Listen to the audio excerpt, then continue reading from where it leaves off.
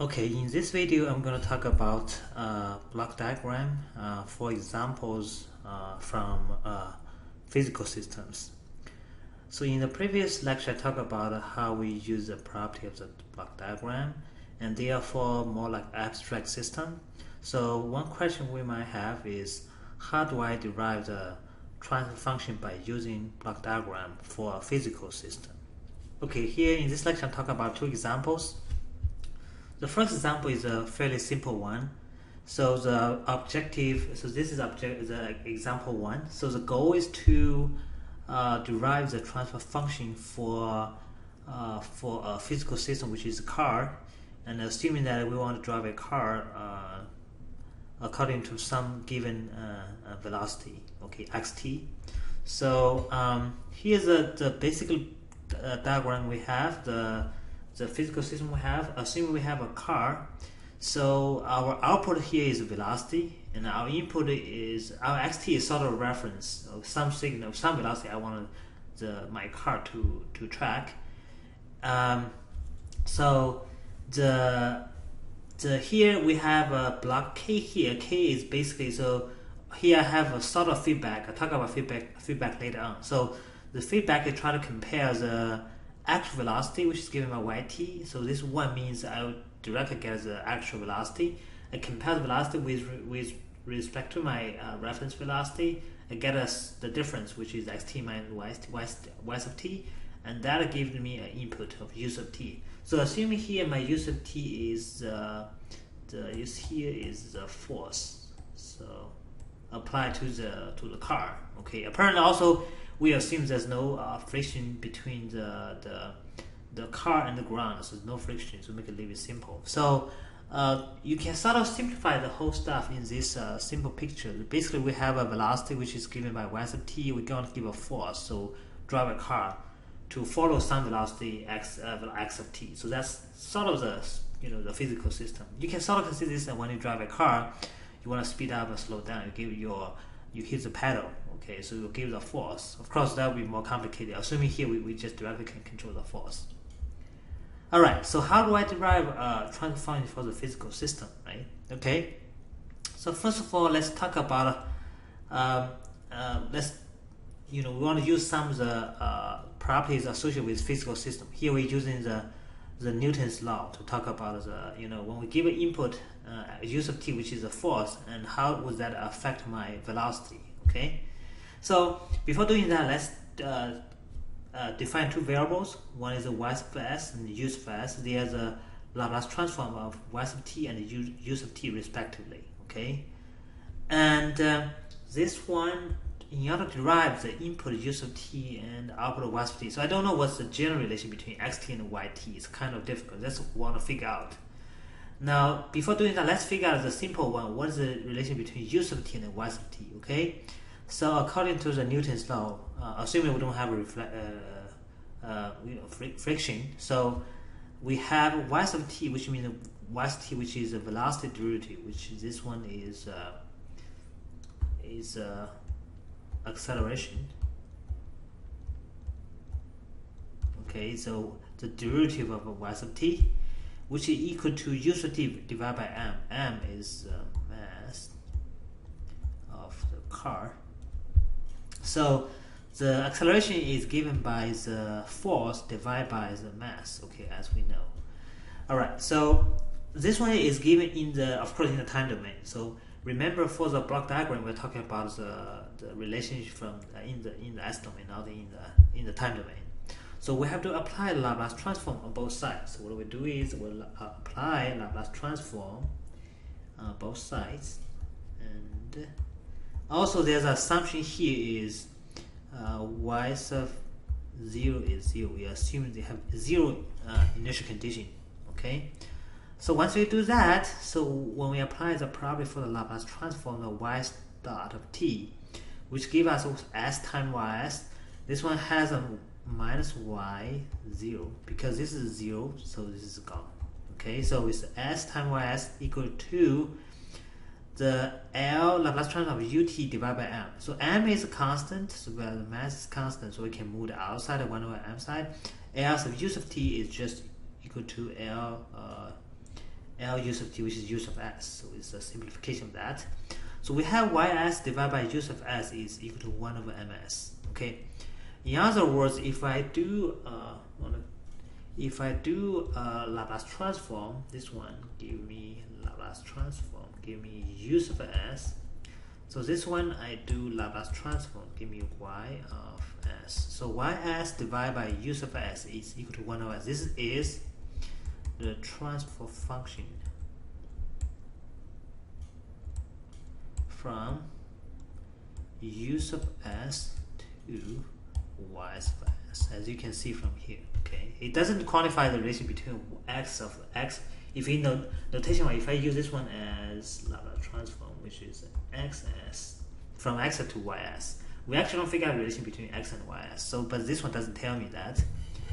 Of course, the nice thing here is once we figure out this for the small component, which is the transfer function for the small component, okay, I can build a block diagram. Okay, I can simplify quite a bit. So the k, assuming is a constant, you actually has just multiply this value just multiplied by k. Okay, and then you have feedback, and then that's it. Okay, so according to what I talked about in the previous lecture about problem diagram, so this one's pretty simple. This one is cascade, basically a case one called cascade. So then you have feedback loop, basically just two components. Okay, so cascade, according to the problem for cascade is just product with two. Okay, so which means for this dashed blue cascade with two components, I have the overall transform for this part will be just k over m times s. So you can replace this one by k over ms. You can just ignore those. All this just becomes k over ms. Then you have the outside becomes a feedback loop. So we just use the product of feedback loop. So I can figure out the y. I should say this is, let me do this. This has to be xs. So ys over xs, assuming of course the s here is L xt, Laplace transform xt. Okay, so ys over s is transfer function because this is just feedback loop, assuming the blue dashed block is just k over ms. So it's a k over ms divided by 1 plus k over ms. So the reason it's plus because this is a minus sign. So this is a minus sign here. So it's a plus. So it's a k over ms, this block, divided by 1 plus this guy times 1, because time 1 is just, you can ignore that. Okay, so you can see this is time 1. 1 is coming from here. So by simplification, we have here the transfer function is k over ms plus k. So that's it. All right. So this is a little bit simple example. I want next show you a little more complicated example. How can we do that? Okay. So this example, I'm giving you a circuit, and this is a little more complicated than the example I give you in the previous lecture. So actually here we have a set of resistors R1, R2, and R3. We also have a capacitor C. Okay, so we want to figure out the relation between the V1S and V2S. Of course, here we have a V1T. This is voltage. This is voltage. Of course, this is voltage between these two. Suppose this is plus and minus. Okay, and this is also plus minus. So this is V1T, of course. So this V1S, we'll just give it a more clear definition. So this is Laplace transform give us V1 of S, and the output, of course, give you resistor. This is a constant value, R1, R2, R3. I give you general value of the resistor and the capacitor. So output is, let's see, assume I have here is V3T. So if I do a Laplace transform, I get V3 capital V3S. That's like, I want to figure out the relation between V1T and V3T. Of course, it's a little bit hard. So we want to figure out what's the relation between V1S and V3S. Okay.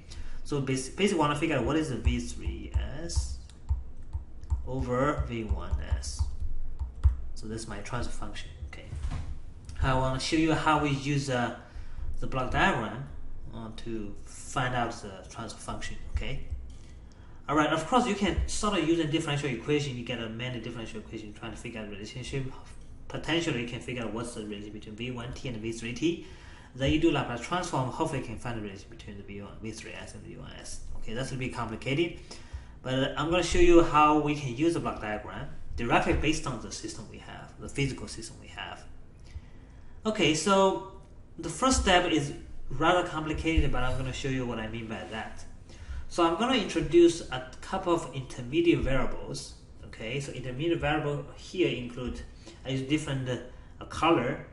One is I1s, which is current. Of course, you can consider this is let me do this. The I1t and Laplace transform. This I1t is a current going through the resistor R1. Okay, first variable. Second one is V2s, is the voltage across the resistor R2. Of course, this one you can sort of consider this is a transfer function of V2t. So V2t is the voltage between these two. Okay. Similarly, I have a current I2s, which is current runs through the resistor R3. So we can let's define this one as the transfer function of a Laplace transform of I2t. Okay, I2t goes through the current goes through the R3 resistor R3. Okay, that's three variable we have. Intermediate variable we have, and then of course we have output, which is V3t, and this Laplace transform is V3s. Okay. Now let's go through this one. So I already draw it out, but let me explain why that's true. Because the following diagram is true. Okay. Now let's start with V1 of s. So that's the beginning point. Okay. Then it comes to this one. Why do we have this one? So the current, assume I1s. The current of this guy, the relationship I gave over here. The current of I1s. Okay. Here. Okay. This is the relationship I gave you. Of course, this one I drop. All s. So you should have I1s, V1s, V2s, and V3s. Alright. Over here, so I drop this s notation to make it a little bit simple. Okay. They still have s over here. Okay. So when we say here is we have notation wise we have this I1 1t is equal to v1t minus v2t divided by time 1 over r1 divided by r1. You can see because it's a voltage that applied to the resistor r1 is given by v1t minus v2t. Okay, which is by this, and then divided by r1, of course, right? When you do a Laplace transform of both sides, okay, of course you assume then we can get what I mentioned over here. The first relationship is over here. Let's get the first one. Then you can simply do, say, I do have I2t is, and this is V2t minus V3t. Okay, this is a voltage minus this voltage. This is V3t. And time 1 over divided by 1 let me see 3. Yes, 3. Of course you can use that. You can also apply Laplace transform on both sides. And now this gives us the second one. So you simply can do the V2 is V2t is this voltage is I1s I1t. So we can also have this one V2t. Also use black.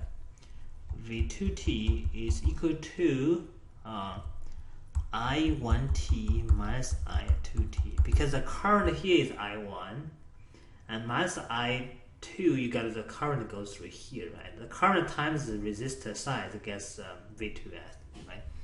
So it gets time 1 over time R2 will give this one, right? You Laplace transform both sides. Now you get this one. Okay, let's get this one. Okay, the last one, yeah, R3 V3 basically is a current integration. So the last one is a little bit simple. Is v3t, let's write over here. v3t, which is is I think integration from c integration from 0 to t I to t dt, right? If you use the Laplace transform on both sides, then you get this. So we can get this eventually. So get further, okay? So this is a relationship. So once we do that, we sort of can see, hey, if I do v1, okay, what I can see over here, let's draw it over here. So v1s. So I first came from v, I first came to I1s. So get an I1s, assuming to get I1s over here. Okay, somewhere over here. I want to get an I1s from vs get I. How do I do that? First, I have to get a v2s because according to I1, I1s is v1s minus v2s times 1 over r1. Okay, so I have this v1s is positive and minus, of course, here it should come to, this one should come 1 v2s because I want to have here is becomes, let's draw a different color. I want to here gives me v1s minus v2s. Okay, then I time 1 over r1. This will give me I1s. Okay, that's what the first one tells me. I apply the first one. Of course, this one should be v2s. Okay, once we do that, okay, we want to have, I want to have v2s basically, right? So v2s is here. Right? v2s is I1s minus I2s times r2. So here I already have I1s over here. I want to get a v2, right? How do I get a v2? I should minus I2. Okay, should somewhere actually this one should be I2s. So from here it should be I2s. Okay, once I have I1s minus I2s and time R2, okay, I get a v2. Of course you can get feedback because here I want to have v2, so you just do a direct feedback. Boom, you're done, right? So I keep on going. I want to have I2s. So I2s here, I2 according to here, I2s is v2s minus v3s times 1 over r3. So I already hit this is v2. I should have a minus v3. v3 is the output basically. To here plus minus. This one gives me basically this gives me v2s minus v3s. Okay, and the time 1 over r3. Okay, this gives me I2s. Of course, I2s I should go back to here. I want to have I2s again. I should go to a feedback from here to this point. Okay. Alright, so what I'm going to do is, last one is I'm going to have v3s, right? v3s is just I2 times 1 over cs. You just time, this is I2 already, so I time 1 over cs, and this is my output. Of course, I actually should add on one feedback to this v3, so because here I want to have v3s here at this point, do a feedback. So you sort of can convert the original your circuit into a block diagram like this. Okay, you just have to analyze a small component of that, each one, and then you follow step, you follow the sequence. Because I start with v1s, I1s, v2s, I2s, and v3s. You basically move from left to right, from the input to output.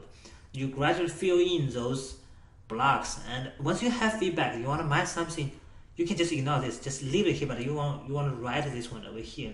Make sure when you got this variable over here, get a feedback, get a feedback, get a feedback. Now you are done. You can do that and get feedback. Okay, so that's the block diagram. It looks pretty complicated, but when you do the simplification, use the block diagram property to find the transfer function, it wouldn't be very complex. Okay, so next I want to talk about how do we simplify this one to get the transfer function of this block diagram.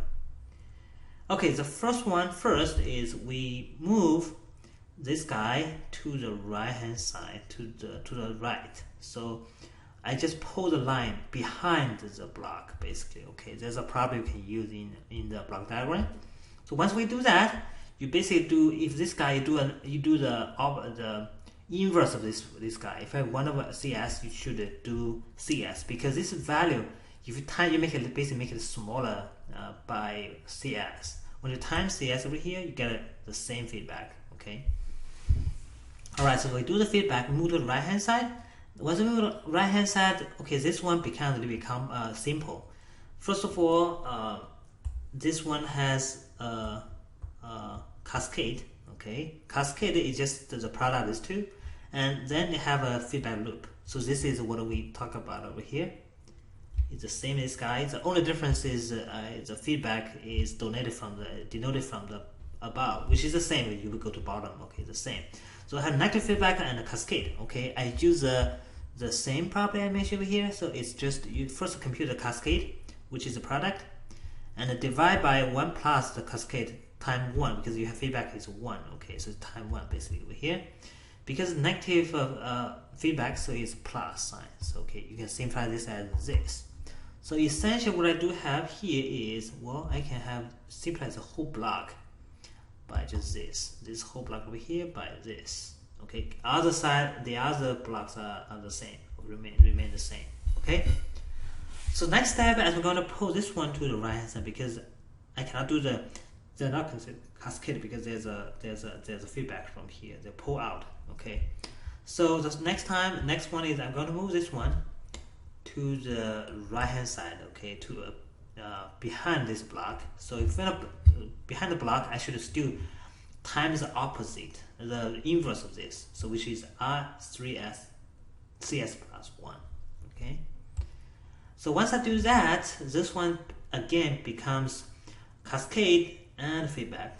Okay, which is same as I mentioned, the same process. Once I do that, I just want to ignore the whole process. Okay, just compute it the same way as I did for this one as well as the first example. All right. So once you do that, okay, simplify this becomes the last is still a cascade and a feedback. Okay, so you do the same thing. So which is this rest of V1S is 1 over 1. You do the product of these two. Okay, cascade. 1 plus cascade, this is a negative feedback, so this guy times this one, but it's not. This is not a 1 anymore, so this is whatever you have over here, right? So it becomes, if we simplify the whole stuff, you get this. So this will be the transfer function. Okay, transfer function that we find out. Okay, so my next question is, okay, it looks like it's pretty straightforward as long as you figure out. So the key part is trying to figure out this one. This is a very key, very important. Okay, once you figure out this one, just use a block diagram. Okay. So my question is, okay, assuming that I can decouple, you sort of can see, I sort of can card this one by 2 parts. One's the left hand, right hand side. See, this is how I cut it off. So I have here is V1. Assuming I have V2S, this is R1, R2. Excuse me. So now I have V2S to V3S with R3 and C. So you sort of see I divided this one into 2. If I cut into right over here. I cut it over right over here. So left hand side will be one subsystem. Right hand will be one subsystem. All right. Assuming I do that, of course, put them together will be just the original the second example. So my question is G1S, of course this one I can figure out a transfer function. This one I can find a transfer function. Okay, assuming the transfer function is G1S and G2, and this transfer function is G2S, and this is the G of the transfer function. So my question is GS equal to G1S and G2S? You sort of consider this as a cascade, right? Can we do the cascade like here and here, and then I can compute GS as G1 and G2S? Okay. So your question after this video is try please compute what is G1S, what is G2S to see if they are equal. This will be equal. Okay. All right. So other than this, I'm going to talk briefly about how you would use MATLAB to compute the transfer function. Okay. There are actually ways you can do that. So I want to give you a few examples how you would use MATLAB to compute the transfer function directly. Okay, so if you use cascade, so for this one, assuming of course my transfer function is using each transfer function, each block is represented by this form. This is my block. So this each block is represented by ns divided by d sub s. So this ns numerator, dsd denominator, those are all polynomials. Okay. Now if that's the case, of course this block is the same thing. Also it's polynomials.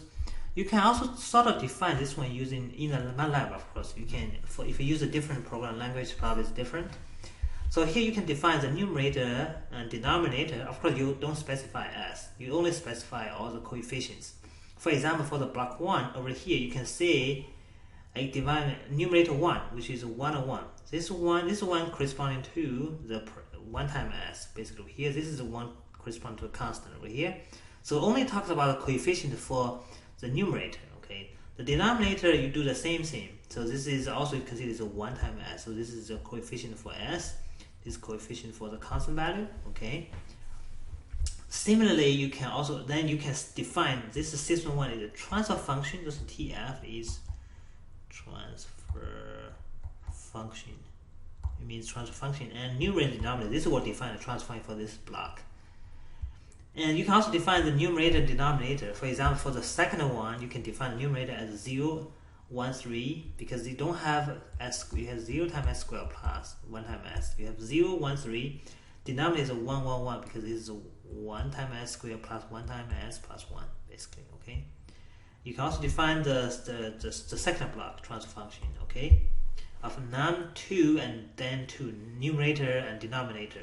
Okay, and for the cascade, you can simply use a command called series as system 1, since this gives you the transfer function of this above cascade system. Okay, so for feedback, you can also do the feedback. Okay, so if I'm going to change, this is a 1, this is a cascade. If I do a little bit different, so I'm going to have this. So this is negative, I forgot negative. So assuming this is S1, S plus 1, and S plus 2, and feedback, and this by S plus 3, and divide by S squared S plus 1, you sort of can see this one becomes feedback. Okay, so become feedback over here. So you define as system 1, this is basically sys 1 define this, and sys 2 define this. Okay, for feedback, you can do system which is equal to feedback, system 1 and system 2, and negative 1 over here. If it's negative, if this is negative feedback, or if it's plus 1, if we have positive feedback. So this will give me a transfer function of this feedback loop. Okay, so that's all I have for the lecture.